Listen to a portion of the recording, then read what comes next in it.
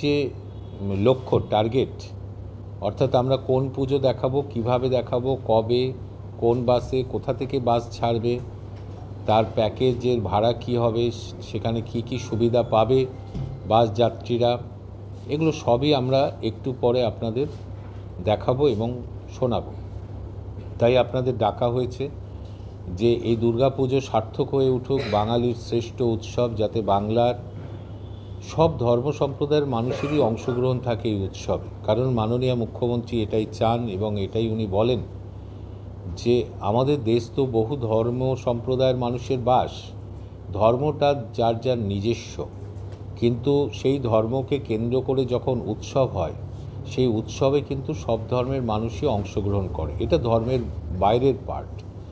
তো সেই জায়গাটায় এই দুর্গোৎসবও সকল বাঙালির শ্রেষ্ঠ উৎসব। এবং বাংলার বাইরেও যারা থাকেন, বাঙালি কর্মসূত্রে বাইরে আছেন, তারাও এই দুর্গাপুজোর সময় অনেকেই কলকাতায় চলে আসেন।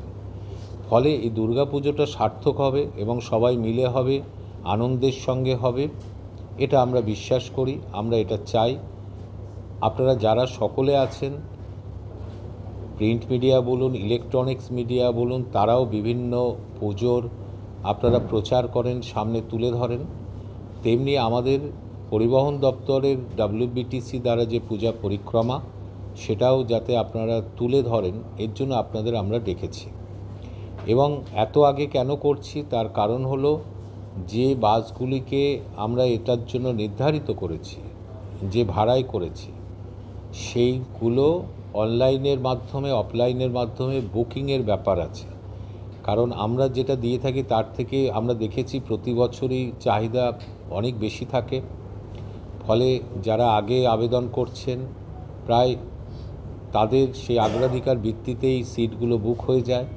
ওর জন্য আমরা আগে প্রচারের জন্য আপনাদের ডেকেছি যে এই বছরের পুজোয় শারদ উৎসবে WTCর নেতৃত্বে, তার তত্ত্বাবধানে পুজো পরিক্রমা 2025 আমরা করতে চলেছি। সেখানে বনেদি বাড়ির পুজোও যেমন দেখানো হবে, তেমনি কলকাতার বড় বড় যে পুজো প্যান্ডেলগুলো আছে বড় বড় ক্লাব সংগঠনের, সেগুলো দেখানোর বন্দোবস্ত থাকবে। পাশাপাশি বসিরহাটে ধান্যকুড়ি এবং কামারপুকুর জয়রামবাটিতেও মানুষকে নিয়ে যাওয়ার বাসের বন্দোবস্ত থাকবে। এগুলো সবই থাকবে, সেগুলো ডিটেলসটা আমরা একটু পরেই বলছি। এছাড়াও আমরা যেটা করে থাকি, নতুন করেছি আপনারা জানেন কয়েক বছর, সেটা হচ্ছে পুজোর কেনাকাটার জন্য প্রচুর মানুষ কলকাতায় আসেন। বিশেষ করে যে সমস্ত নিউ মার্কেট বলুন, শ্যামবাজার বলুন, বড় বড় মলও হয়েছে এখন অনেক, তো সেই সব বাজারগুলোতে, গড়িয়াহাট, এই সব জায়গাগুলোতে শহরের তলির মানুষ, গ্রাম অঞ্চলে মানুষরা ট্রেনে করে আসেন। তাদের জন্য শিয়ালদা স্টেশন বা হাওড়া স্টেশনে পুজো স্পেশাল কিছু বাস আমাদের থাকবে। পুজো স্পেশাল বলেও শপিং স্পেশাল বাস, তাই তো? হ্যাঁ, এটা প্রত্যেক বছর দিই, এবছরও আমরা সেটা কিন্তু করব।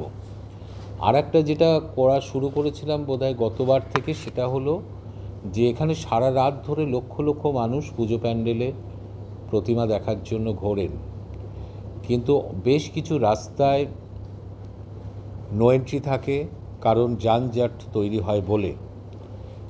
এবং সারা রাত ধরে যখন পুজো দেখার পর সকালবেলা সে তার নির্ধারিত আকাঙ্ক্ষিত রেলওয়ে স্টেশনে পৌঁছতে চায়, তখন সারা রাত ধরে ঘোরার পর যে ক্লান্তি আসে, তার পক্ষে হেঁটে হেঁটে শিয়ালদা হাওড়া স্টেশনে আসা খুব দুঃসহ হয়ে ওঠে।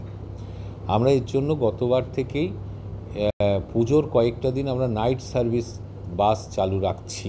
সারা রাত ধরেই এই বাসগুলো শিয়ালদামুখী থাকবে, বারাসাতমুখী থাকবে এবং হাওড়া স্টেশনমুখী থাকবে, আমরা সেগুলোও দেব। এই হচ্ছে আমাদের পরিকল্পনা। এবং সেই অনুযায়ী আপনারা যদি দেখান যে আমরা কি কি রাখছি, তাতে ওনাদের বুঝতে সুবিধা হবে। হ্যাঁ, এবার বলো না, বলো, তুমি কিছু বলো।